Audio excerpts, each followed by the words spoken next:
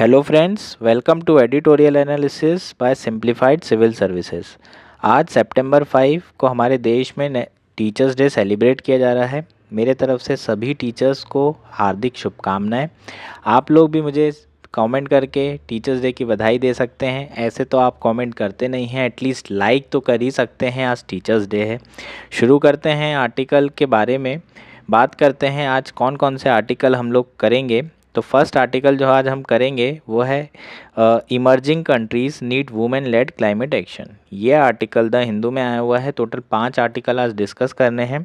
उसके अलावा tears apart, one nation one election के ऊपर है। उसके अलावा नेक्स्ट आर्टिकल जो हम करेंगे वो है अपॉर्चुन मोमेंट का, जो जीएसटी के ऊपर है। इसमें तीनों आर्टिकल्स में जो फर्स्ट आर्टिकल है वुमेन लेड क्लाइमेट एक्शन, उसमें पूरा मेंस का एक क्वेश्चन प्रिपेयर करेंगे। जीएसटी के बारे में डीप में पढ़ेंगे, क्लैरिटी आपको जो है बहुत अच्छे से दी जाएगी जीएसटी के जो कॉन्सेप्ट्स हैं। उसके अलावा G20 डिविडेंड जो आर्टिकल है इंडियन एक्सप्रेस का है, वो आर्टिकल में एथिक्स से रिलेटेड चीज़ों पे डिस्कशन होगा, GS4 से रिलेटेड डिस्कशन होगा। तो वो आर्टिकल आपके लिए बहुत इंपॉर्टेंट है। आप प्लीज़ उस आर्टिकल को ज़रूर देखिए। और लास्ट आर्टिकल हमारा G20 जो स्ट्रक्चर है उसके बारे में है। वो प्रीलिम्स के लिए ही सिर्फ इम्पॉर्टेंट है, बाकी मेंस के लिए उतना इम्पॉर्टेंट है नहीं। बाकी आप लोगों को अगर अच्छा लग रहा है कंटेंट तो प्लीज़ आप लोग लाइक करिए, शेयर करिए और सब्सक्राइब करिए। शुरू करते हैं आर्टिकल। हमारा फर्स्ट आर्टिकल है emerging countries need women lead climate action. ये आर्टिकल द हिंदू में आया हुआ है और GS1 के पर्सपेक्टिव से बहुत ज़्यादा इंपॉर्टेंट है। GS1 के पर्सपेक्टिव से इंपॉर्टेंट इसलिए है क्योंकि ये वुमेन एम्पावरमेंट से रिलेटेड इशू है, वुमेन से रिलेटेड इशू है और वुमेन से रिलेटेड इशू आपको हमेशा GS1 में दिखाई देंगे। ऐसा नहीं है कि GS3 में नहीं आ सकता, GS3 में भी पूछा जा सकता है क्योंकि एनवायरनमेंट भी इसमें इंक्लूड है, लेकिन चांसेस आपको ज़्यादा होंगे कि GS1 में ही ये दिखाई दे। आपके प्री के एस्पेक्ट के लिए उतना ज़्यादा तो इम्पॉर्टेंट नहीं है, लेकिन मेंस के लिए बहुत ज़्यादा इंपॉर्टेंट है। इस तरह का क्वेश्चन आपको दिख सकता है, जैसे कि examine how climate change will impact women differently compare to man. तो बेसिकली मैन के कंपैरिजन में अगर आप वुमेन की बात करें तो क्लाइमेट चेंज किस तरीके से वुमेन को डिफरेंटली इम्पैक्ट कर रहा है उसके बारे में बात करेंगे। तो आइए शुरू करते हैं आर्टिकल शुरुआत करते हैं। और the effects of climate change vary according to location, socio economic status and gender. तो अगर आप बात करें क्लाइमेट चेंज के इम्पैक्ट की तो लोकेशन के हिसाब से देखें तो ट्रॉपिकल एरिया में अलग जो है क्लाइमेट के इम्पैक्ट होंगे, और अगर टेम्परेट की बात करें तो टेम्परेट में अलग इम्पैक्ट होंगे। और वहीं अगर आप बात करें जो स्मॉल आइलैंड है उनमें जो होने वाले इम्पैक्ट हैं वो कहीं ज़्यादा होंगे। स्मॉल आइलैंड बहुत ज़्यादा वनरेबल होंगे, उनके डूबने के चांसेस बढ़ गए हैं क्योंकि क्लाइमेट चेंज के कारण सी लेवल राइज़ हो रहा है, और सी लेवल राइज़ होने के कारण जो आइलैंड्स हैं वो डूब सकते हैं। इसलिए सबसे ज़्यादा अगर लोकेशन की बात करें तो सबसे ज़्यादा वनरेबल कौन है? जो स्मॉल आइलैंड है, जो ओशियनिक आइलैंड्स हैं, जो पैसिफिक ओशन में आइलैंड है, ये सब सारे जो है डूबने की कगार पे, और यही सबसे ज़्यादा वनरेबल है। दूसरी बात करें, लोकेशन हो गई। दूसरा अगर क्लाइमेट चेंज का इम्पैक्ट देखें तो सोशो इकोनॉमिक स्टेटस की बात करते हैं। डेवलप्ड कंट्रीज़ में क्योंकि वो कहीं ज़्यादा प्रिपेयर हैं, वहाँ एडाप्टेशन जो है काफ़ी ज़्यादा कैपेसिटी बिल्डिंग कर रखी है, तो वहाँ पर होने वाले इम्पैक्ट हैं वो कहीं ज़्यादा कम होंगे। ठीक है। और वहीं डेवलपिंग कंट्रीज़ की बात करें तो उसमें होने वाले इम्पैक्ट कहीं ज़्यादा होंगे, क्योंकि अपने यहाँ जो है अगर आप बात करें फूड सिक्योरिटी से रिलेटेड या एग्रीकल्चर से रिलेटेड, तो हमारे यहाँ जो फूड सिक्योरिटी या एग्रीकल्चर की बात करते हैं तो एग्रीकल्चर में हमारे यहाँ जो इरिगेशन बेस्ड एग्रीकल्चर हो रहा है वो कितना हो रहा है? 40 to 45% हो रहा है। अगर हमारे यहाँ बाकी 50-55% अभी भी किसके ऊपर डिपेंड है? रेनफॉल के ऊपर। और रेनफॉल जो है एरेटिक रेनफॉल आ रही है क्लाइमेट चेंज के कारण, कभी फ्लड आ रहा है, कभी ड्रॉट हो रहा है। तो हमारे यहाँ वनरेबिलिटी कहीं ज़्यादा है डेवलप्ड कंट्रीज़ के अगर बात करें हिसाब से। तो सोशो इकोनॉमिक स्टेटस समझ में आया कि कैसे सोशो इकोनॉमिक स्टेटस के कारण हमारे यहाँ वनरेबिलिटीज़ अलग है। गरीब लोगों के कैपेसिटी अलग होगी और जो रिच हैं उनकी कैपेसिटी अलग होगी। तो socio economic status via country भी देख सकते हैं, वाया पर्सन भी देख सकते हैं, सबकी अलग अलग होगी, है ना। जैसे कि गर्मी बढ़ रही है, अगर आप रिच हैं तो आप एसी अफोर्ड कर सकते हैं और आप इजीली रह सकते हैं, लेकिन अगर आप पुअर हैं तो आपको जो है गर्मी का बहुत ज़्यादा इम्पैक्ट पड़ेगा आपकी हेल्थ पे। जो क्लाइमेट चेंज हो रहा है, जो हीटिंग हो रही है, उसके कारण आप अलग अलग जो है सोशो इकोनॉमिक स्टेटस के कारण फ़र्क पड़ेगा। और थर्ड है जेंडर मतलब मेल और फीमेल, दोनों में जो है अलग अलग तरीके के इम्पैक्ट होंगे। हम जनरली दो ही जेंडर मान रहे हैं यहाँ पर, अदर भी हो सकते हैं। तो मेल और फीमेल की अगर बात करते हैं तो फीमेल को जो इम्पैक्ट होने वाला है, जो इफ़ेक्ट्स होने वाले हैं वो कहीं ज़्यादा अलग होंगे। अब क्लाइमेट चेंज के इम्पैक्ट की बात करते हैं, अगर वर्किंग पॉपुलेशन के ऊपर हम देखें क्लाइमेट चेंज का क्या इम्पैक्ट है, तो बेसिकली हीटिंग होगी, और हीटिंग होगी तो आपके वर्किंग आवर्स होंगे वो उसका लॉस होगा। भाई जब हीटिंग इतनी ज़्यादा होगी तो अपने यहाँ जो कंस्ट्रक्शन में काम करने वाला आदमी वो इतनी धूप में काम कैसे करेगा, बार बार उसे पानी पीना पड़ेगा, बार बार रेस्ट लेना पड़ेगा, तो जो उसके वर्किंग आवर होंगे वो वेस्ट होंगे, और साथ साथ उसकी प्रोडक्टिविटी भी कम होगी, वो क्योंकि वो जल्दी थक जाएगा। उसके बाद मान लीजिए वो बीमार पड़ गया तो 2-3 दिन की उसको छुट्टी लेनी पड़ गई।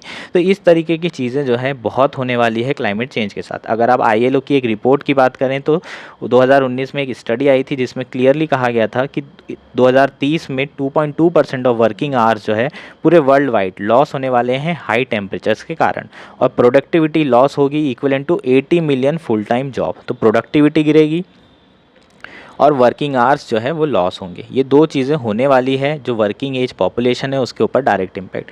अगर आप बात करें अब जो क्लाइमेट चेंज का इम्पैक्ट होगा महिलाओं के ऊपर, अगर हम बात करें तो पूरी दुनिया में उनकी हेल्थ से रिलेटेड प्रॉब्लम, सेफ्टी और क्वालिटी ऑफ लाइफ, ये तीनों डायमेंशंस में महिलाओं के ऊपर जो रिस्क है क्लाइमेट चेंज के कारण, वो जो पुरुष हैं उनसे कहीं ज़्यादा होगा। मेन से जो है कहीं ज़्यादा इम्पैक्ट किसके ऊपर पड़ेगा, महिलाओं के ऊपर पूरी दुनिया में। लेकिन अगर हम बात करें लो इनकम कंट्रीज़ की महिलाओं के बारे में, है ना, जो लो इनकम कंट्रीज़ है जैसे कि अफ्रीका और एशिया, साउथ एशिया की बात करते हैं, इन कॉन्टिनेंट्स में या इस एरिया में अगर आप बात करें, यहाँ की जो कंट्रीज़ है यहाँ पर महिलाएं जो हैं ज़्यादा वनरेबल है। उसका सबसे बड़ा कारण क्या है, क्योंकि उनकी जो लाइवलीहुड है वो नेचुरल रिसोर्सेज पे डिपेंडेंट है, और जितना भी वो काम कर रही हैं वो लेबर इंटेंसिव वर्क है अपने लाइवलीहुड को बचाने के लिए। ठीक है, तो नेचुरल रिसोर्सेज के ऊपर कैसे डिपेंडेंट है, अगर आप इंडिया की बात करेंगे तो आपने देखा है हमारा देश तो वैसे भी आज भी गांव में ही बसता है, 70% महिलाएं भी आपको गांव में ही होंगी। तो अगर विलेज में महिलाओं की बात करें या ट्राइबल वुमेन की बात करें तो हमेशा आपने उनको देखा होगा अपने सर पे जो फ्यूल होता है, लकड़ियाँ होती हैं, वो इकट्ठा करने जाती हैं, वो कहीं दूर जाती हैं जंगलों में, और इकट्ठा करने की जिम्मेदारी महिलाओं के ऊपर होती है। दूसरी अगर जिम्मेदारी की बात करें तो वाटर एक्सेस करने की ज़िम्मेदारी, क्लीन वाटर पीने के पानी के लिए जो है वाटर इकट्ठा करने की ज़िम्मेदारी भी महिलाओं की है। और तीसरा फूड की जो ज़िम्मेदारी है कुक करने की, वो भी महिलाओं की होती है। ये 3 तरह की ज़िम्मेदारियाँ जो है बेसिकली ट्रेडिशनल सोसाइटी में आपने देखा होगा इंडिया में, ये महिलाओं की ये तीनों कार्य जो है बेसिकली अंडर पेड हैं। बेसिकली ये पेड है ही नहीं, इसके लिए कोई पैसा नहीं दिया जाता है, और तीनों ही लेबर इंटेंसिव वर्क हैं। लेबर इंटेंसिव मतलब आपको बहुत दूर जाना पड़ता है अगर आप गांव में बात करें। और अगर क्लाइमेट चेंज हो जाए, मान लीजिए क्लाइमेट चेंज के कारण सूखा पड़ गया, और सूखा पड़ने के कारण अब आपके जो करीबी तालाब है वहाँ पर क्या नहीं है, पानी की व्यवस्था। आपको महिलाओं को कहीं दूर 2-4 किलोमीटर जाना पड़ रहा है पानी इकट्ठा करने के लिए, पानी लाने के लिए। तो आने जाने में जो उनकी हेल्थ होगी और जो सेफ्टी होगी उसके कारण उस पर बहुत ज़्यादा इम्पैक्ट पड़ेगा। जैसे हेल्थ की बात करें कैसे इम्पैक्ट पड़ेगा, अगर 4 किलोमीटर 5 किलोमीटर आना जाना करेंगी तो वो काफ़ी थक जाएंगी, उनकी तबीयत ख़राब हो सकती है। साथ में क्योंकि क्लाइमेट चेंज के कारण, ग्लोबल वार्मिंग के कारण हीट जो है बहुत ज़्यादा बढ़ रही है, तो हीट स्ट्रोक जैसी प्रॉब्लम भी होने की संभावनाएँ हैं। दूसरा उनकी सेफ्टी, क्योंकि इतनी दूर आना जाना करेंगी तो उनकी सेफ्टी का भी इशू आ सकता है, क्योंकि वो लॉन्ग डिस्टेंस ट्रैवल कर रही हैं। तो ये सबसे बड़ी प्रॉब्लम आएगी। जो हमारा सबसे बड़ा इम्पैक्ट है वुमेंस के ऊपर लो डेवलपिंग कंट्रीज़ में। अगर आप दूसरे इम्पैक्ट की बात करें तो 80% जो है हमारी महिलाएं हैं वो क्लाइमेट रिलेटेड डिज़ास्टर के कारण जो है डिस्प्लेस हो रही हैं। जितने भी, अगर आप UN की एक स्टडी की बात करें, जितने भी लोग डिस्प्लेस हो रहे हैं उसमें जो महिलाएं हैं उनके ऊपर जो इम्पैक्ट हैं वो कहीं ज़्यादा हैं और कहीं ख़तरनाक है। ठीक है, किस तरीके से ख़तरनाक है उसकी बात करते हैं। तो इसमें नेपाल के अर्थक्वेक के बाद की बात कही गई है कि उस समय जब डिस्प्लेसमेंट हुआ तो जो क्लाइमेट रिफ्यूजीज़ हैं, जो वुमेन क्लाइमेट रिफ्यूजीज़ हैं, उनके ऊपर जो इम्पैक्ट पड़े थे वो कहीं ज़्यादा अलग थे, क्योंकि वो ज़्यादा ट्रैफिकिंग और एक्सप्लॉयटेशन के लिए एक्सपोज हो रही थी। क्यों हो रहा था ऐसा, क्योंकि सोशल नेटवर्क से उनका सेपरेशन हो गया था। जो उनके लोग हैं आसपास उनसे वो दूर हो गए थे, उनके घर वालों से वो अलग हो गए थे। और ऐसे केस में जो जेंडर बेस्ड वायलेंस है, वो होने की संभावना कहीं ज़्यादा बढ़ जाती है। वुमेन के लिए जो एक्सेस टू एम्प्लॉयमेंट है, एजुकेशन है, एसेंशियल हेल्थ सर्विस है, उस वो बहुत कम हो जाता है। इस तरीके के साइकोलॉजिकल और अलग अलग जो है इश्यूज़, जेंडर स्पेसिफिक इश्यूज़ जो है वुमेन को झेलना पड़ता है डिज़ास्टर के समय में। और डिज़ास्टर बहुत ज़्यादा बढ़ गए हैं, नेचुरल जो हज़ार्ड हैं वो कहीं ज़्यादा बढ़ गए हैं। फ्लडिंग और ड्रॉट की बात करें तो ये सब सारी चीज़ें बढ़ गई है, जिसके कारण डिस्प्लेसमेंट और ज़्यादा बढ़ गया है। अगर आप थर्ड तरीके की बात करें तो फेमिनाइजेशन ऑफ एग्रीकल्चर, ये पूरे देशों में जहाँ लो डेवलपिंग कंट्रीज़ है वहाँ पर ये तरह की फेनोमेना हो रही है। इसका मतलब क्या है, क्योंकि एग्रीकल्चर सस्टेनेबल नहीं रहा तो जो पुरुष हैं, जो मैन हैं, वो जनरली कहाँ जा रहे हैं, शहर जा रहे हैं काम करने। और जो महिलाओं घर पे हैं वो महिलाएं बेसिकली क्या कर रही हैं, एग्रीकल्चर कर रही हैं। लेकिन एग्रीकल्चर तो कर रही हैं और क्लाइमेट चेंज के कारण जो चेंज पैटर्न हुआ है पानी में और जो सूखा पड़ रहा है, जिसके कारण हमारा जो एग्रीकल्चर है वो बहुत वनरेबल हो गया है, फूड प्रोडक्शन वनरेबल हो गया है। और उसके कारण डायरेक्टली इम्पैक्ट किसको पड़ेगा, महिलाओं को पड़ेगा। क्योंकि अगर पॉवर्टी बढ़ेगी तो भी डायरेक्टली इम्पैक्ट सबसे ज़्यादा किसको पड़ेगा, महिलाओं को। क्योंकि ये पेट्रियार्कल सोसाइटी है। आपके घर में आपने देखा होगा आपकी मदर हमेशा लास्ट में खाती है, बचता है तो खाती है, नहीं बचता है तो खाती है। अगर आप बहुत गरीब हैं तो सबसे पहले पुरुष घर के जो हेड होंगे वो खाएंगे, उसके बाद जो सन होगा, उसके बाद फिर अगर कोई बेटी है तो वो, और लास्ट में मम्मी। तो वैसे ही हमारे देश में हेल्थ का इशू है, मेल न्यूट्रिशन का इशू है, 50% महिलाएं एनेमिक है। और क्लाइमेट चेंज अगर होता है और फेमिनाइजेशन ऑफ एग्रीकल्चर, दोनों को क्या कर दिया जाए, इंटरलिंक कर दिया जाए, तो पॉवर्टी बढ़ेगी। और पॉवर्टी बढ़ेगी तो डायरेक्टली इम्प्लीकेशन उसके क्या होंगे, महिलाओं के ऊपर उनकी हेल्थ को डायरेक्टली इम्पैक्ट करेगा। जो मेल न्यूट्रिशन वाले इश्यूज़ हैं उनको डायरेक्टली उस पर इम्पैक्ट होगा। और क्या हो सकता है, फेमिनाइजेशन ऑफ एग्रीकल्चर है और महिलाएं जो हैं प्रिपेयर नहीं हैं, क्योंकि उनके पास क्वालिटी इनपुट भी नहीं है और एजुकेशन जो है नहीं फार्मिंग से रिलेटेड और क्लाइमेट चेंज से रिलेटेड। उसको काउंटर करने के लिए कोई एजुकेशन नहीं है उनके पास, जो क्लाइमेट चेंज के इम्पैक्ट हैं। तो ये इन 3 तरह की प्रॉब्लम आएगी, जिसके कारण महिलाएं कहीं ज़्यादा वनरेबल है। इस प्रॉब्लम को डील करने के लिए क्या करने की ज़रूरत है, इसका सॉल्यूशन दिया हुआ है, वो है invest in women education and training. अगर आप वुमेन एजुकेशन और ट्रेनिंग पे इन्वेस्ट करते हैं तो महिलाओं को जो है सशक्त बनाया जा सकता है, एम्पावर किया जा सकता है। और जो सॉल्यूशन होगा क्लाइमेट चेंज का वो वुमेन सेंट्रिक होगा। साथ में वुमेन इक्वलिटी भी बढ़ेगी। एक पॉइंट ये अपना रह गया था, वुमेन इक्वलिटी बढ़ेगी, क्योंकि वुमेन ज़्यादा वनरेबल है। तो वुमेन और जेंडर दोनों के बीच में अगर बात करें मेल और फीमेल में, तो वुमेन इक्वलिटी कहीं ज़्यादा बढ़ जाएगी। ये हमारा 4th पॉइंट हो जाएगा जो इम्पैक्ट की बात कर रहे हैं उसमें। अब सॉल्यूशन की बात करते हैं। तो अगर एक एस्टीमेट की बात करें, 130 मिलियन लोग लगभग वापस पॉवर्टी में चले जाएंगे by 2050 due to climate change risk, natural disaster, food inflation and impacting women equality. तो अगर आप बात करें किसकी, 130 मिलियन लोग जो है बेसिकली पॉवर्टी में वापस चले जाएंगे बाय 2050, क्योंकि क्लाइमेट रिस्क बहुत ज़्यादा हो गई है, नेचुरल डिजास्टर बढ़ गए हैं, फूड इन्फ्लेशन बहुत ज़्यादा हो गया है। तो ये एक डेटा दिया हुआ है। अगर इसको अपने को इम्पैक्ट कम करना है तो हमें किस पे फोकस करना होगा, वुमेन के जो एजुकेशन है और उनसे रिलेटेड उनको ट्रेनिंग देने की ज़रूरत है। जैसे कि जो सेवा है, सेल्फ एम्प्लॉयड वुमेन एसोसिएशन, वो जो महिला फार्मर हैं उन्हें टीच कर रहा है कि जो क्लाइमेट पैटर्न चेंज हुआ है उसके हिसाब से आप अपने आप को कैसे तैयार करें और फाइनेंशियली जो है अपने आप को बेहतर स्थिति में कैसे सपोर्ट कर सकते हैं। तो बेसिकली ये सेवा जो है कर रहा है। हमें इसी तरीके से महिलाओं को ट्रेन करने की ज़रूरत है ताकि क्या किया जा सके, सस्टेनेबल एग्रीकल्चर प्रैक्टिस किया जा सके, वाटर मैनेजमेंट बेहतर हो सके और एनर्जी जनरेशन बेहतर हो सके। इन 3 जो है चीज़ों में महिलाओं का बहुत बड़ा रोल होता है। तो इसके नेगेटिव, क्लाइमेट चेंज के नेगेटिव इम्पैक्ट्स को कम करने के लिए हमें क्या करने की ज़रूरत है, ट्रेनिंग देने की ज़रूरत है। दूसरा हमें जो करने की ज़रूरत है, वुमेन्स का पार्टिसिपेशन क्लाइमेट पॉलिसी और डिसीजन मेकिंग हर लेवल पर। क्योंकि बहुत बड़े स्टेक होल्डर महिलाएँ हैं, सबसे ज़्यादा इम्पैक्ट उन पे पड़ने वाला है। तो डिसीजन मेकिंग में उनका होना बहुत ज़रूरी है ताकि जो भी पॉलिसी हो वो वुमेन सेंट्रिक हो और वुमेन लेड हो। तो अगर वुमेन सेंट्रिक और वुमेन लेड पॉलिसी होगी तो जो क्लाइमेट वनरेबिलिटीज़ है वुमेन की ऑल ओवर द वर्ल्ड वो कम हो जाएगी। ये हमारा आर्टिकल था। होपफुली आपको सारी चीज़ें समझ में आ गई होगी। हमारा नेक्स्ट आर्टिकल है the G20 dividend. G20 dividend की बात करेंगे, इंडियन एक्सप्रेस में ये आर्टिकल है और GS4 एथिक्स के पर्सपेक्टिव से बहुत ज़्यादा इम्पॉर्टेंट है। आप यूज़ कर सकते हैं इस आर्टिकल को एथिक्स से रिलेटेड आंसर्स में, लीडरशिप से रिलेटेड आंसर में। तो बात करेंगे, बेसिकली शुरुआत करते हैं। G20 इंडिया होस्ट कर रहा है 8 से 10 सितंबर तक।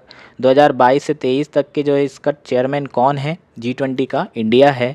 और जीएसटी में जो चेयरमैन बनना या चेयरमैन होना, होस्ट करना इतना ज़्यादा डिफ़िकल्ट है नहीं, क्योंकि टोटल 20 इकोनॉमीज़ है और हर बार जो है इन्हीं इकोनॉमी में रोटेशन के साथ चेयरमैनशिप दी जाती है।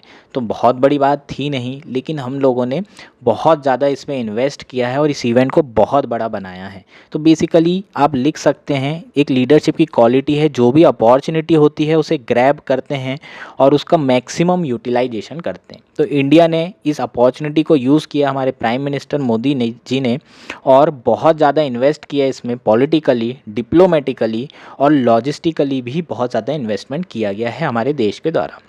लगभग इसके 2 टारगेट थे जो अचीव करना चाहते थे हमारे प्राइम मिनिस्टर और जो इंडिया के डिप्लोमेट्स हैं। 2 टारगेट में कौन कौन से स्ट्रेटेजिक एम्बिशन टारगेट थे? वो पहला था कि इंडिया को ग्लोबल स्टेज पर as a rising power show करना, ठीक है, और बताना कि पूरे दुनिया को बताना कि हम सारे इवेंट जो है वर्ल्ड क्लास तरीके से ऑर्गेनाइज़ कर सकते हैं, चाहे वो फीफा का वर्ल्ड कप क्यों ना हो, आईसीसी क्रिकेट वर्ल्ड कप हो, वो तो हम कई सालों से कर रहे हैं। इसके अलावा मिस वर्ल्ड को देखा जाए, मिस वर्ल्ड से रिलेटेड जो कि कश्मीर में होने वाला है।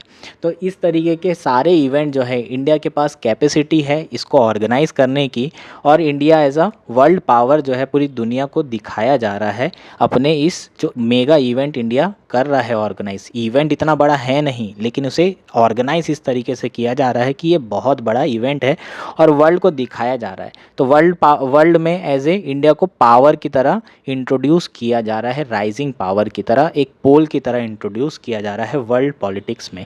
तो ये हमारा क्या हो गया, जब भी आपको लीडरशिप से रिलेटेड चीज़ें आएँ तो अपॉर्चुनिटी को आपको किस तरीके से ग्रैब करना है उसमें आप ये एग्जांपल दे सकते हैं। उसके बाद अगर आप दूसरी चीज़ की बात करें तो लीडर की सबसे इम्पॉर्टेंट चीज़ होती है लोकल जो लोग हैं उनकी नर्व पढ़ना। और लोकप्रियता हमारे प्राइम मिनिस्टर की भी इसलिए है क्योंकि वो बहुत अच्छे से जानते हैं कि लोग क्या चाहते हैं। G20 को उन्होंने मासेस तक पहुँचाया है।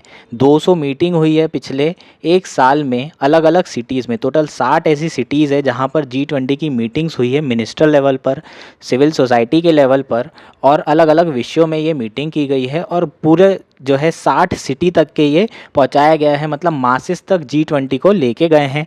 इससे क्या होगा बेसिकली, इससे लोगों का जो कॉन्फिडेंस है, भारत के लोगों का, उनका कॉन्फिडेंस बहुत बढ़ेगा कि they can deliver something world class, है ना। जो लोगों का खुद का कॉन्फिडेंस है एज अ पर्सन, वो पूरी दुनिया में जो है काफ़ी बढ़ेगा, दूसरे लोगों के सामने जो है काफ़ी ज़्यादा बढ़ेगा, और वो उनको ये लगेगा कि they can also deliver something world class. तो ये 2 स्ट्रेटेजिक टारगेट थे जो कि गवर्नमेंट ने या पॉलिटिकल जो लीडर है हमारे प्राइम मिनिस्टर मोदी जी ने, दोनों एम्बिशन को रखते हुए इसे अचीव करने के लिए जो है बहुत सारे कदम उठाए थे और ऑलमोस्ट सारे जो है सक्सेसफुल हो रहे हैं।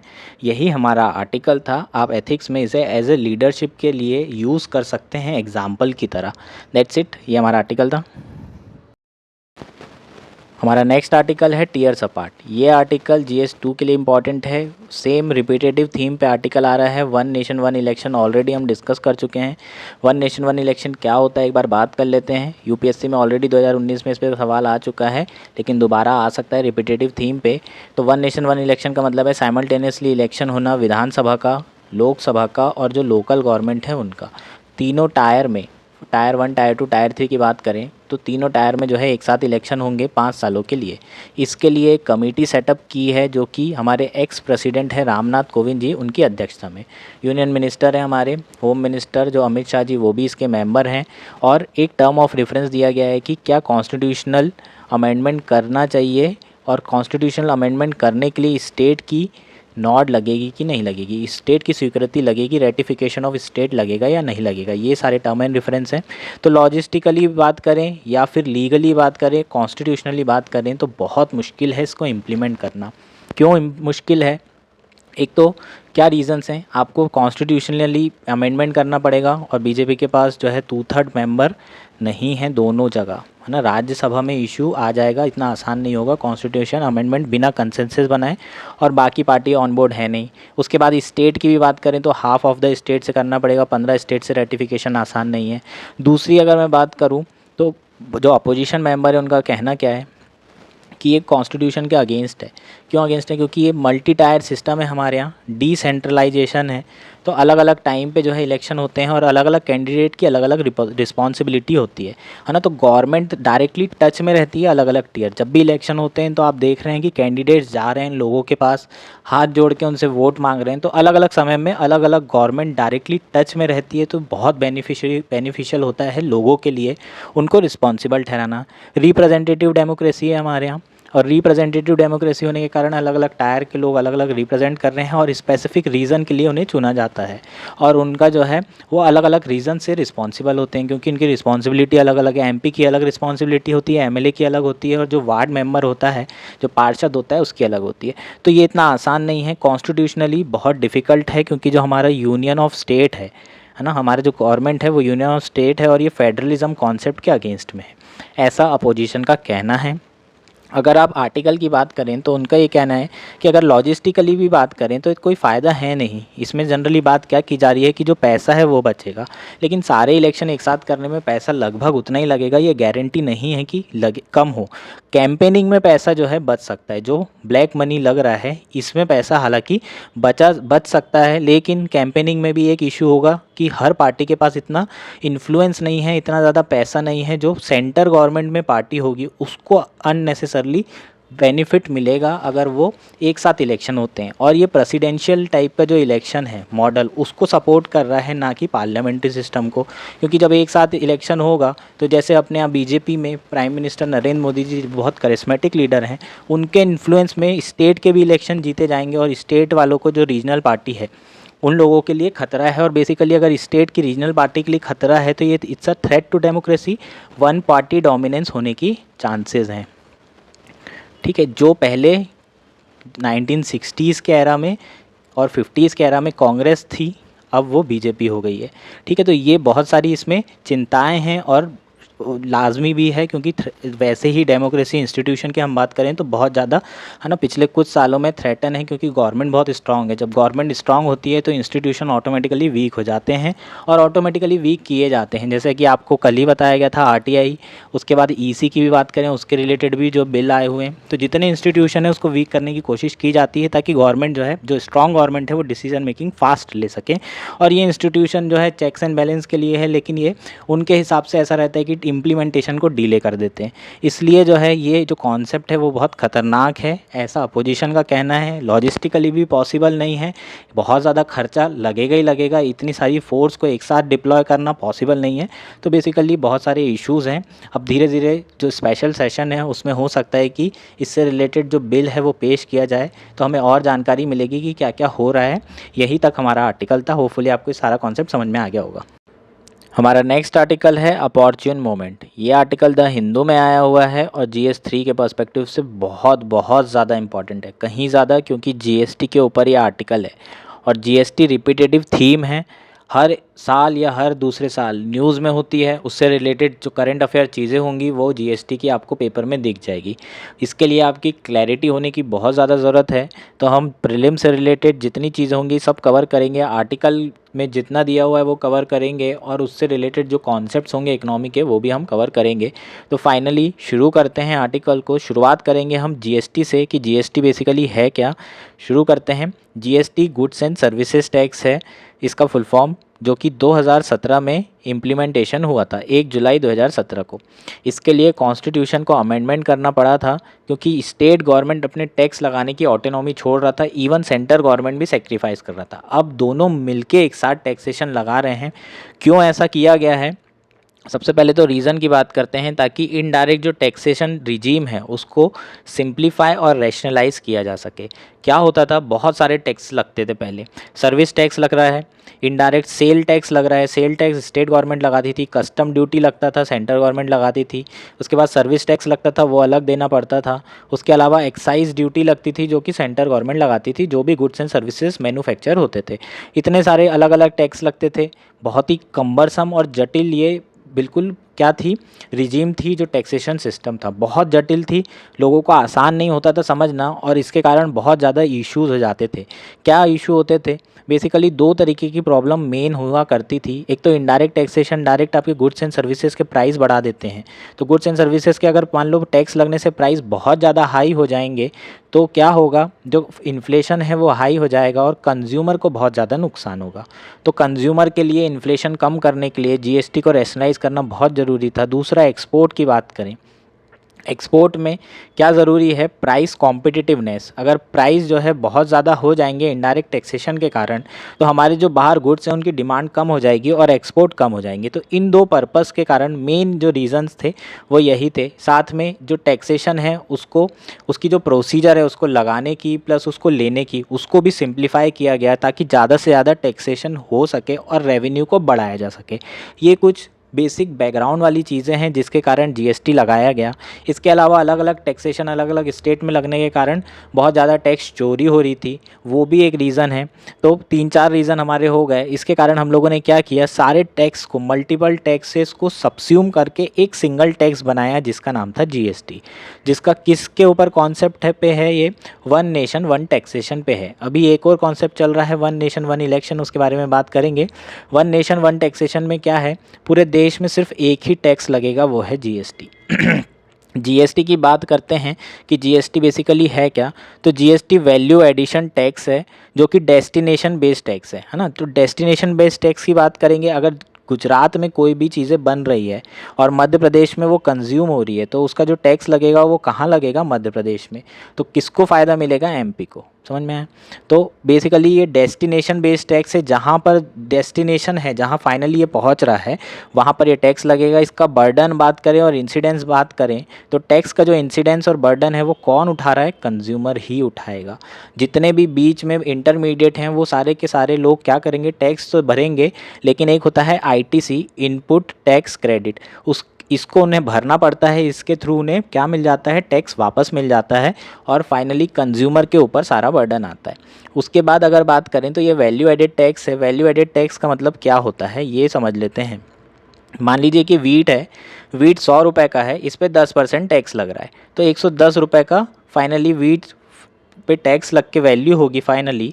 और उसके बाद 20 रुपये एडिशन हुआ अगर उसे फ्लोर बनाया, आटा बनाया जाएगा या ब्रेड बनाई जाएगी। तो मान लीजिए कि ब्रेड बनाने के लिए 20 रुपये ऐड किया गया, तो 20 रुपये जब हम ऐड करेंगे तो इसमें जो टैक्स लगेगा 130 रुपये में 10%, तो वो कितना फाइनल वैल्यू हो जाएगी इसकी, 143।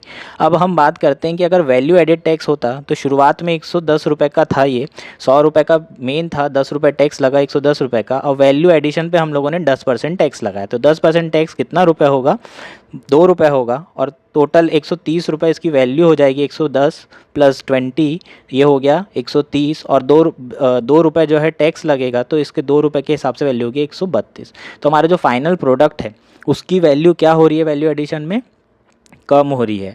तो कंज्यूमर को बेनिफिट मिलेगा, प्राइस कॉम्पिटिटिवनेस बढ़ेगी, डिमांड बढ़ेगी इसके कारण।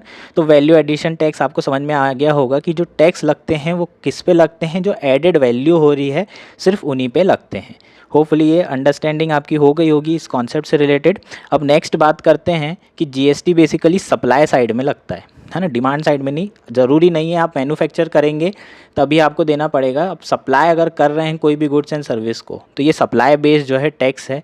इसके बाद बात करते हैं कि जो टैक्सेशन सिस्टम है उसमें मल्टीपल रेट्स हैं। मल्टीपल रेट की बात इसलिए की जा रही है क्योंकि हम बेसिकली एक ही टैक्स लगाना चाहते थे, लेकिन उसमें मल्टीपल स्लैब्स हैं, जैसे कि 0%, 5%, 3%, 12%, 28% और 18%। ये 5 मेजर स्लैब माने जाते हैं, 0, 5, 12, 28 और 18। 3 जो है एक्सेप्शन है। 3 किसके लिए, आपको 3 के बारे में ज़्यादा जानकारी नहीं होगी। ये गोल्ड और जेम्स इंडस्ट्रीज़ हैं, उनके लिए बेसिकली 3% जीएसटी लगता है। बाकी सारी जितनी भी हैं 90% से ऊपर तो 0% टैक्स अट्रैक्ट करती हैं। बाकी जो लग्जरी आइटम हैं वो 28%। जो सिन गुड होंगे, तंबाकू, अल्कोहल तो इसमें है नहीं, तंबाकू से रिलेटेड जितने भी ऐसे गुड हैं, लग्जरी कार्स हैं, उसमें 28% टैक्स लगता है, और इसके ऊपर सेस भी अलग से लग सकता है। ठीक है, लेकिन हालांकि ये कॉन्सेप्ट सेस वगैरह इसमें अगर लगाते हैं तो ये फेल हो जाता है हमारे टैक्स को सिंप्लीफाई करने में, लेकिन उसके बावजूद भी टैक्स लगा रही है गवर्नमेंट, ये बात अलग है। ठीक है, तो ये अलग अलग सिस्टम हो गए। ये 5 स्लैब बनाने का रीज़न क्या है, क्योंकि हमारे जो टैक्स है इनडायरेक्ट वो रिग्रेसिव टैक्स है। रिग्रेसिव टैक्स होने के कारण क्या होगा, ये टैक्स बचपन से आप जब पैदा हो रहे हैं आपके मरते तक आप कुछ ना कुछ गुड्स एंड सर्विस कंज्यूम कर रहे हैं, और जो गुड्स एंड सर्विस कंज्यूम कर रहे हैं उसमें आपको टैक्स देना पड़ रहा है। आपके लिए, आपके पास जॉब है या नहीं है, आप स्टूडेंट हैं या आप कोई भी हैं, अगर आप बिस्किट का एक पैकेट भी ले रहे हैं तो आप उसमें MRP लिखा रहता है, और उसमें लिखा रहता है इंक्लूसिव ऑल टैक्सेस, मतलब आप जो भी यूज़ कर रहे हैं उसमें टैक्स आप भर रहे हैं। तो GST और ये सब सारी चीज़ों में अगर सब में टैक्स लग रहा है, सारे जो भी गुड सर्विसेज बन रहे हैं उनमें टैक्स लग रहा है, तो इन सब चीज़ों के कारण क्या होगा, ये टैक्स रिग्रेसिव कहलाएगा।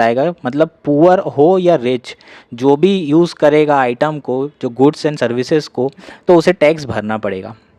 और ये चिंता की बात है, क्योंकि गरीब आदमी जिसके पास 2 वक्त की रोटी नहीं है उसे टैक्स देना पड़ रहा है, और उसी टैक्स से जो है उसे बेनिफिट मिल रहा है, लेकिन उसके लिए जो वेलफेयर स्कीम बन रही है। लेकिन हम क्या चाहते हैं कि टैक्स जो है ज़्यादातर काय से हो, डायरेक्ट टैक्सेशन से ही कलेक्ट हो। क्यों? क्योंकि ये प्रोग्रेसिव है। जैसे जैसे इनकम बढ़ेगी 10%, 20%, 30% टैक्स लगेगा, तो ये प्रोग्रेसिव टैक्स कहलाता है। रिग्रेसिव टैक्स का मतलब है कि पुअरों को भी देना पड़ रहा है, पुअर जो फैमिलीज़ है, इसलिए ये टैक्सेशन हमारे लिए उतना बेनिफिशियल नहीं होता इकोनॉमी के लिए। लेकिन क्योंकि डेवलपिंग कंट्रीज़ हैं, रिसोर्सेज नहीं हैं, इसलिए ऑलमोस्ट हाफ अगर देखेंगे तो इंडिया में जो कलेक्शन है इनडायरेक्ट टैक्स से होता है और हाफ कलेक्शन डायरेक्ट टैक्स से होता है। ये हम कम करना चाहते हैं और इसको हम बढ़ाना चाहते हैं। इसका रेवेन्यू डायरेक्ट टैक्सेशन का बढ़ाना चाहते हैं और इनडायरेक्ट का कम करना चाहते हैं। तो ये आपको समझ में आ गया होगा। मल्टीपल रेट रखने का रीज़न ये है कि 0% जो एसेंशियल आइटम है उसमें होने चाहिए, और बाकी सारे आइटम्स में क्या होना चाहिए, जो जो सिन गुड है या लग्जरी गुड है उसमें 28% होना चाहिए, इसलिए अलग अलग स्लैब बनाए। ठीक है, तो ये हमारा क्या हो जाएगा। हालांकि बहुत सारे जो है 2021 में GST काउंसिल है, उसने कहा था कि हम ये जो टैक्स स्लैब्स हैं इसको कम करेंगे, 2 या 3 से ज़्यादा नहीं रहेंगे आने वाले टाइम में, ताकि और रैशनलाइजेशन हो सके और वन नेशन वन टैक्सेशन का जो मेन कॉन्सेप्ट है वो इम्प्लीमेंट हो सके। इसके बाद जो भी GST रेट है वो कौन डिसाइड करता है, GST काउंसिल। GST काउंसिल पे क्वेश्चन नहीं आया है, जो कि बहुत ज़्यादा इंपॉर्टेंट है, बहुत ज़्यादा। GST काउंसिल पे आपको क्वेश्चन कभी भी आ सकता है प्रीलिम्स में, बहुत ही ज़्यादा इंपॉर्टेंट है। 279 आर्टिकल से इसे बनाया गया है, और 279A ये GST काउंसिल बेसिकली एक कॉन्स्टिट्यूशनल बॉडी है, ये याद रखना ज़रूरी है। GST काउंसिल क्या है, कॉन्स्टिट्यूशनल बॉडी है। इसके जो चेयरमैन है वो हमारे फाइनेंस मिनिस्टर होंगे, और जो मेंबर्स हैं वो सारे के सारे स्टेट के जो फाइनेंस मिनिस्टर हैं वो नॉमिनेट होते हैं, वो इसके मेंबर होते हैं। इसमें जो डिसीजन मेकिंग होती है वो 3/4 ऑफ मेजॉरिटी से होती है। वैसे तो डिसीजन कंसेंसस से लिए जाते हैं, लेकिन अगर नहीं बन पा रहा है कंसेंसस तो 3/4 ऑफ मेजॉरिटी से भी डिसीजन लिए जा सकते हैं। ये क्या हो गया हमारा GST पूरा का पूरा कॉन्सेप्ट हो गया। अब शुरू करते हैं आर्टिकल में क्या दिया हुआ है वो बात कर लेते हैं। बेसिकली आर्टिकल में अप्रैल से लेके अगस्त मंथ तक का 5 मंथ का एवरेज कलेक्शन की बात की है, जिसमें 11.3% की ग्रोथ है। ऑन एन एवरेज अगर 5 महीने की बात करें तो जो कलेक्शन है 1.66 लाख करोड़ है। इसके ऊपर क्वेश्चन भी आ चुका है GST कलेक्शन के ऊपर मेंस में। ठीक है, तो अभी अगर हम बात करते हैं तो कितना कलेक्शन है, 1.66 lakh crore on an average 5 महीने का। इसका रीज़न क्या है, जो अप्रैल मंथ है ना उसमें 1.87 लाख करोड़ तक कलेक्शन बढ़ गया था। क्यों बढ़ा था, अप्रैल मंथ में जो एस्टिमेट आते हैं वो मार्च मंथ में जो कंज्यूम किया है उसके लिए, और मार्च मंथ हमारा कौन सा है, क्लोजिंग एंड वाला, ईयर क्लोजिंग एंड जो है होता है। तो बेसिकली बहुत ज़्यादा लोग क्या करते हैं, जो टैक्स होता है वो फाइल करते हैं, तो इसलिए मार्च में बहुत ज़्यादा कलेक्शन हुआ था, ऐसा इस आर्टिकल में लिखा हुआ है। और ऑन एन एवरेज देखा जाए तो 1.66 लाख करोड़ जो है एवरेज रेवेन्यू आ रहा है, जो कि एक अच्छा है, और ऑलमोस्ट टैक्स स्टेबिलिटी आ गई है रेवेन्यू कलेक्शन में। अब बात करते हैं कि जो डेटा है ये डेटा हमको बता क्या रहा है, इसका बेनिफिट क्या है डेटा कलेक्शन करने का GST से। ये इंडिकेट क्या करता है, ये high frequency data, high frequency indicator कहलाता है। ठीक है, आपको ये क्वेश्चन CAPF में आ चुका है। तो high frequency indicator data basically जो GST कलेक्शन होगा वो हमें बताएगा, क्या बताएगा, ये कंजम्पशन के बारे में बताएगा। अगर GST का जो रेवेन्यू है वो बढ़ेगा तो ये बताएगा कि डिमांड अच्छी खासी है, कंजम्पशन अच्छा खासा हो रहा है, इंपोर्ट भी हो रहा है, इंपोर्ट में भी GST लगता है कस्टम ड्यूटी में, तो इंपोर्ट से रिलेटेड डेटा भी पता चलेगा। और जो हमारे यहाँ डोमेस्टिक कंजम्पशन है वो बता रहे हैं कि काफ़ी अच्छा हो रहा है, अगर GST डेटा बहुत बढ़ रहा है। और अगर GST रेवेन्यू कम हो रहा है तो हमारे जो डिमांड होगी वो बताएगी कि डिमांड कम हो रही है। तो हमारे यहाँ डिमांड से रिलेटेड चीज़ें क्या किससे पता चल सकती है, GST के कलेक्शन से। समझ में आया क्या, इन्फ्रेंस कर सकते हैं। इसके अलावा और क्या बता रहा है ये GST collection, increase revenue shows the tax stability in collection. अब GST रेवेन्यू ना ऑलमोस्ट सेटल हो गया है। कैसे सेटल हो गया, जब 5 साल पहले 6 साल पहले आया था तो बहुत ज़्यादा फ्लक्चुएशंस थे। अब फिर कोविड आ गया तो और कम हो गया जो जीएसटी रेवेन्यू है फिर बढ़ा फिर कम हो गया। तो इस तरीके से बहुत ज़्यादा फ्लक्चुएशंस दिख रहे थे। लेकिन अब जो है ये सिस्टम काफ़ी स्टेबल हो गया है, जो टैक्स स्टेबिलिटी आ गई है, क्योंकि बहुत सारे अमेंडमेंट्स हुए थे शुरुआत में, क्योंकि बहुत सारी क्लैरिटी नहीं थी, है ना। बहुत सारे लोगों को दिक्कतें हो रही थी और फिर गवर्नमेंट को भी क्लैरिटी नहीं थी, इसलिए गवर्नमेंट जैसे जैसे कहीं लूप होल आ रहा था वहाँ पर अमेंडमेंट ला के उसे सही करते जा रही थी। जीएसटी में भी मल्टीपल जो है अमेंडमेंट्स हुए और उसके कारण जो है बहुत ज़्यादा कन्फ्यूजन था शुरुआत में। लेकिन अब पूरी तरीके से ये जीएसटी स्टेबल हो चुका है, सेटल्ड हो चुका है और अब रेवेन्यू कलेक्शन भी अच्छा हो रहा है, बॉयंसी बढ़ गई है, बहुत ज़्यादा लोग जो है फाइल करने लगे हैं और टैक्स में स्टेबिलिटी आ गई है। टैक्स स्टेबिलिटी क्यों ज़रूरी है?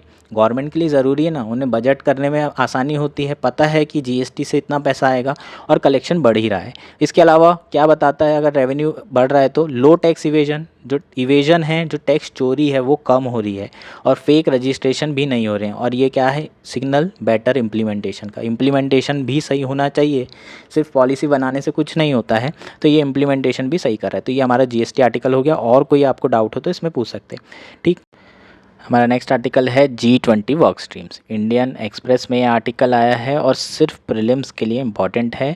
बात करेंगे G20 के बारे में, तो G20 1999 में पहली बार एज अ फोरम फॉर्म हुआ था एशियन क्राइसिस के बाद। एशियन टाइगर का जो फाइनेंशियल क्राइसिस है 97-98 का, उसके बाद एक फ़ोरम बनाई गई थी जिसमें सारे सेंट्रल गवर्नर्स, जो 20 इकोनॉमी है जिसमें 19 कंट्रीज़ हैं प्लस EU है, टोटल 20 इकोनॉमी के गवर्नर्स पार्टिसिपेट कर रहे थे।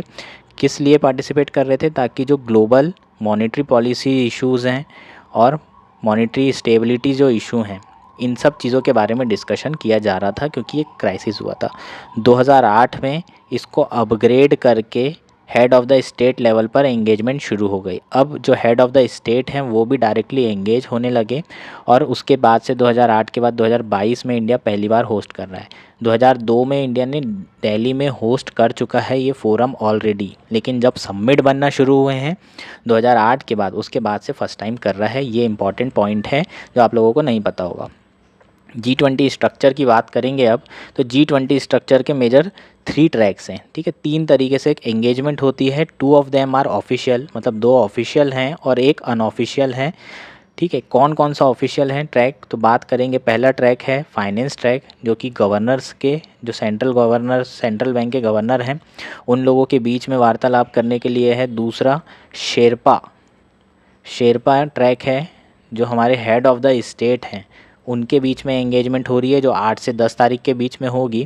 और जो थर्ड है वो NGO या सिविल सोसाइटी ग्रुप के लेवल पर होता है, जो कि अनऑफिशियल है। तो पहले फाइनेंस ट्रैक की बात करेंगे। फाइनेंस ट्रैक कौन हेड करता है? या तो फाइनेंस मिनिस्टर करते हैं या फिर सेंट्रल गवर्नर जो होते हैं वो यूजुअली जो है हेड करते हैं इसको, फाइनेंस ट्रैक को। और 4 बार साल भर में मिलते हैं। 2 बार मीटिंग IMF और वर्ल्ड बैंक की मीटिंग के साथ में साइडलाइंस में होती है और टोटल 4 बार मीटिंग्स होती हैं पूरे 1 ईयर में। समझ में आ गया क्या क्या एजेंडा होता है, फोकस काय में होता है? फिस्कल मॉनेटरी पॉलिसीज इशू होते हैं जो ग्लोबल इकोनॉमी के हैं, फाइनेंशियल रेगुलेशन हो गया, फाइनेंशियल इंक्लूजन हो गया, इंटरनेशनल टैक्सेशन हो गया, ये तरह के इश्यूज़ पे बात की जाती है। नेक्स्ट ट्रैक की बात करें तो वो शेरपा ट्रैक है। बेसिकली लीडर्स लेवल पर 2000 में समिट जो है अपग्रेड हो गया था, लीडर लेवल पर एंगेजमेंट शुरू हुई थी, उसके बाद से इसको शेरपा ट्रैक कहा गया लीडर्स लेवल पर, ठीक है। तो लीडर लेवल पे किस किस पे फोकस किया जाता है? सोशियो इकोनॉमिक इश्यूज़ हैं जैसे कि agriculture, climate change, digital economy, education, employment, health, tourism, जो अभी 8 से 10 के बीच में होने वाला है। और जो थर्ड एंगेजमेंट ग्रुप है वो अनऑफिशियल ट्रैक है, जो कि सिविल सोसाइटी ग्रुप्स के बीच में एंगेजमेंट होता है। बेसिकली इनका काम क्या है? रिकमेंडेशन देना है। G20 लीडर्स को पॉलिसी फॉर्मेशन के लिए ड्राफ्ट बनाते हैं, रिकमेंडेशन देते हैं और उन पे जो है बातचीत होती है। तो बेसिकली ये इसका स्ट्रक्चर हो गया। ये हमारा लास्ट आर्टिकल था। Enjoy, thank you.